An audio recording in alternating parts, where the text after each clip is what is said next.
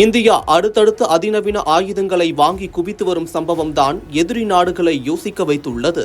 India அதிரடி நடவடிக்கையில் இறங்க என்ன காரணம்? விரிவாக பார்க்கலாம். ஜம்மு காஷ்மீரின் பகல்காமில் பயங்கரவாதிகள் நடத்திய தாக்குதல் ஒட்டுமொத்த இந்தியாவையும் உலுக்கியது. பாகிஸ்தானுக்கு பதிலடி கொடுக்கும் விதமாக ஆபரேஷன் சிந்தூர் என்ற பெயரில் பாகிஸ்தானில் செயல்பட்டு வந்த பயங்கரவாத முகாம்களை குறிவைத்து இந்திய ராணுவம் தாக்குதல் நடத்தி பாகிஸ்தானை நிலைகுலைய வைத்தது. அடுத்தடுத்து பாகிஸ்தானுக்கு எதிராக பல்வேறு நடவடிக்கைகளை எடுத்து வரும் இந்தியா பாதுகாப்பு நடவடிக்கையிலும் கவனம் செலுத்தி வருகிறது. இதில் குறிப்பாக வான்வழி, தரைவழி என அனைத்தையும் இந்திய ராணுவம் வலுப்படுத்தி வருகிறது. சமீபத்தில் இந்திய விமானப்படைக்கு 600 பில்லியன் மதிப்பில் 6 அப்பாச்சி ஹெலிகாப்டர்களை வாங்க அமெரிக்காவிடம் ஒப்பந்தம் செய்யப்பட்டது. இதில் 3 ஹெலிகாப்டர்களை அமெரிக்கா வழங்கியுள்ளது.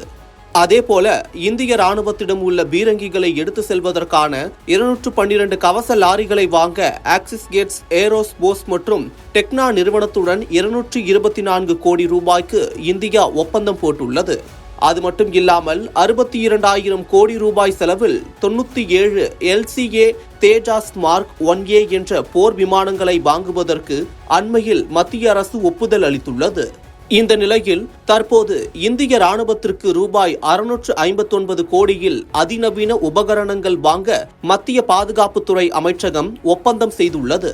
உத்தரப்பிரதேசத்தை சேர்ந்த MKU லிமிடெட் மற்றும் டெம்பிட் டெக்னாலஜிஸ் பிரைவேட் லிமிடெட் நிறுவனத்துடன் இந்த ஒப்பந்தம் போடப்பட்டுள்ளது.